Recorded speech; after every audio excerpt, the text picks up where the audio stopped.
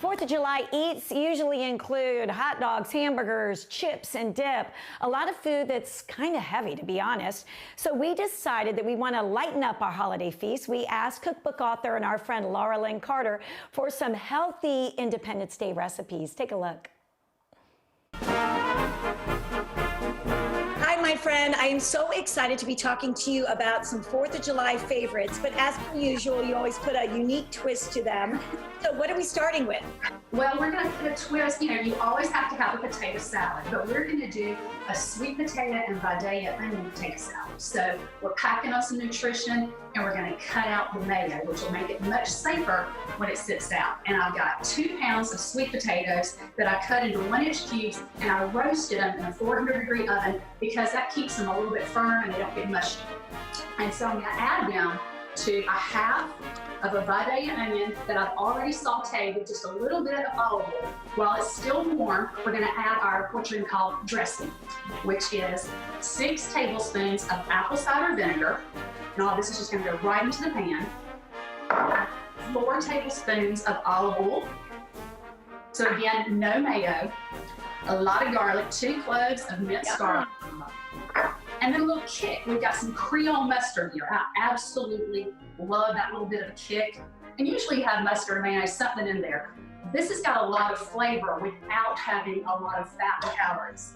And like I said, you can leave it sitting out because it's not mayonnaise based. Right. Well, you know, I'm not a huge mayonnaise lover. I mean, obviously I appreciate it when I am making salads that require it, but I also kind of, I don't overdo it. So for me, this recipe is a dream come true.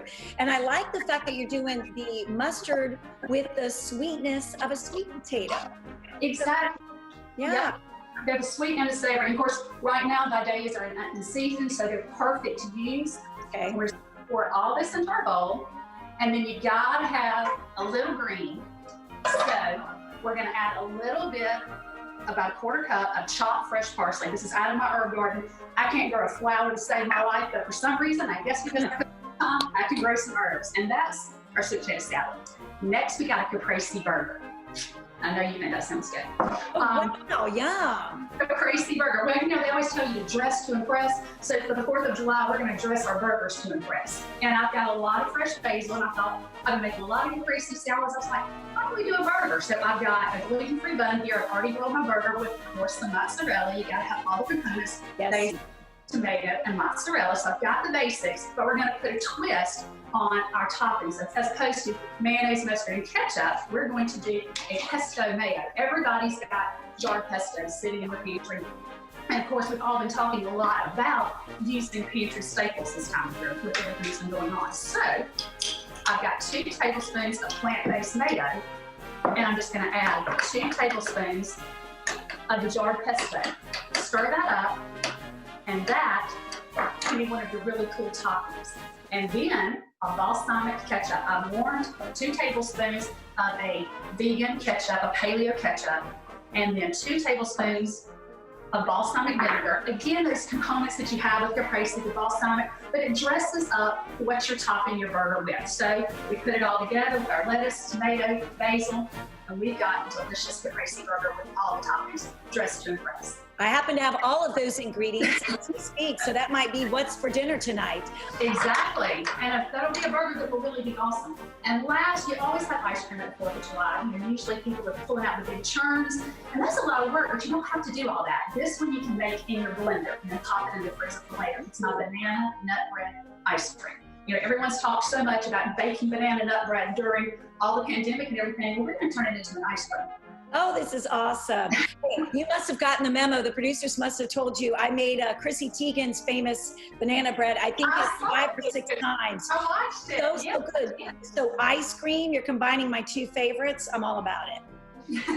I've got 2 frozen bananas, and you want to use those overripe bananas just like you would with banana bread. When they get to that point, pop them in the freezer. And that way they'll be ready. It speeds up the ice cream process, so you don't have to wait so long. And then we have a 1/2 cup of unsweetened vanilla almond milk. I'm going to add that to it. And then we have a 1/2 cup of ground pecans. Now I do it ground because I like the ice cream to be smoother. If you want it to be chunkier, you can use the chunkier pecans and have the big ones. Yum. A 1/2 cup of plant-based yogurt. Okay. a teaspoon of vanilla, Oh, I've and got a little it. cinnamon, all the classic components. But then for our sweetness, our bananas are already really sweet. You can do one of two things. You can do a half a cup of maple syrup all by itself, or if you've got 2 components on hand, you can do a 1/4 cup of coconut sugar and a 1/4 cup of maple syrup, just depending on how sweet you want it. These bananas were good and ripe, so they're already very sweet. So I'm gonna go with just the maple syrup today. Okay.